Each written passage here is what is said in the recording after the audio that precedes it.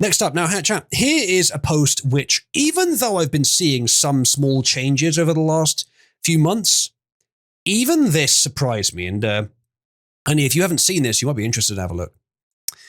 Cenk says, I'm going to make my boldest prediction yet. I think at least half of Trump's base are actual populists and they will challenge him if he goes awry. No one on the left will believe me and they think that everyone in MAGA is in a cult and will follow Trump no matter what. I disagree, he says. Did someone spike the finger food buffet at the Young Turks or something? What the hell is going on over there? Yeah. Anna Kasparian is one of the last people I would ever have expected to become more politically reasonable. And yet she did. And now Cenk is probably, because of conversations with her, following in her footsteps. The thing is with the Young Turks, yes, they were very lefty biased, but I've never thought they were deliberate propagandists, and they don't like corruption. And they don't like the political establishment we have. They just didn't think Trump was the answer. They didn't think right-wing policies were the answer. I think Anna mostly is seeing that the corruption is so bad and the right-wing policies are not as bad as she thought. She dyed her hair blonde. That's the best evidence you can possibly get. That she's starting to warm to the current right-wing. Cenk is no longer dehumanizing them. That's a big step for someone this deep in it. So it's big changes. Their farts weren't doing it for them anymore. They needed some fresh air. So some of the books, indeed. It may be years, but Cenk may one day realize how ridiculous he looked all these years. Response from Kevin. Cenk had a look at his nephew and decided, oh no, I need to stop. I need to pull back. Good point. Maybe that is it. Kevin Sorbo responds. Sorbo is a Hollywood or former Hollywood actor who is pretty based on Twitter very often. He says, yep, we only want America first. If Trump derails that, he misspelt it, but that's what he meant, then he's gone. Cenk is not wrong that some on the right are essentially Trump cultists. That's true. That happens with every political leader, every celebrity, every prominent person has some cultists. Even I have some cultists. Chat, press 1 if you're not in a cult. There are people like that. But I don't even think that's most of Trump's supporters. At least a really significant portion of Trump's supporters. If Trump starts messing up, they will find the next person who will do what they wanted Trump to do. Even though that might be very difficult. Yes, Bright, indeed.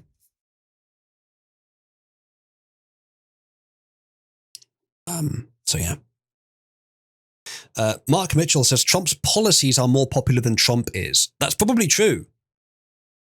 Probably true. This is from Rasmussen, which is a polling firm which is probably a little better than the rest.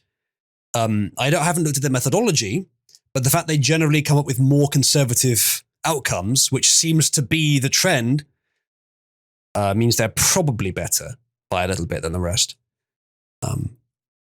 Yeah.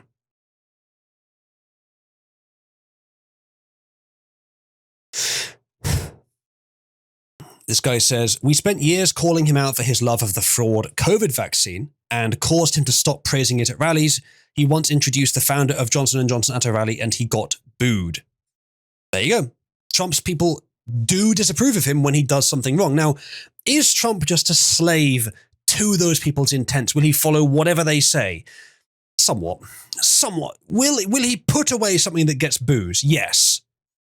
But a lot of the things he's advocating for were things that either people were not prominently asking for because they were being suppressed in it.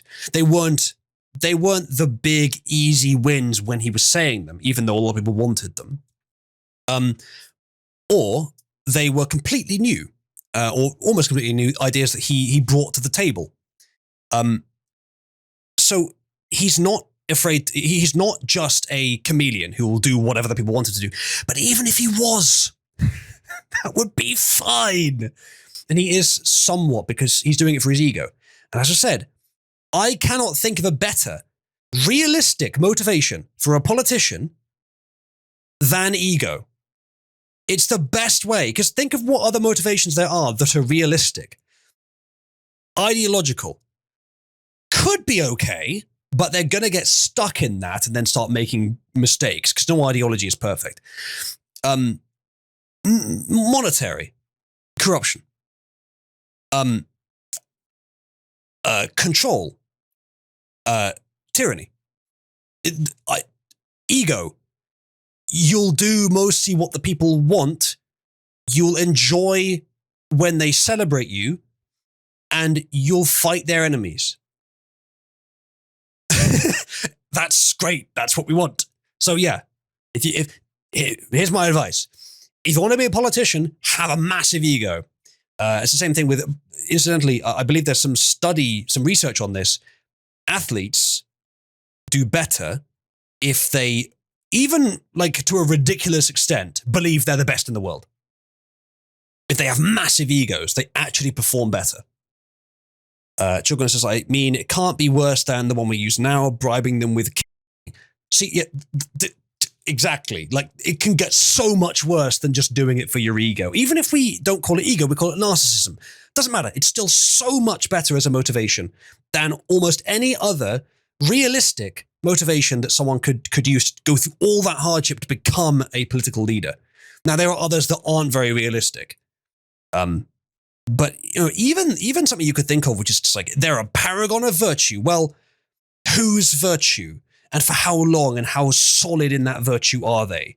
How willing to change are they? And how willing are they to do something immoral, which is practically necessary? Because leaders often have to do that kind of thing. It's tough. Someone with a massive ego, it kind of slots into all the right holes there. You know, not every time, but more than any other motivation I can think of.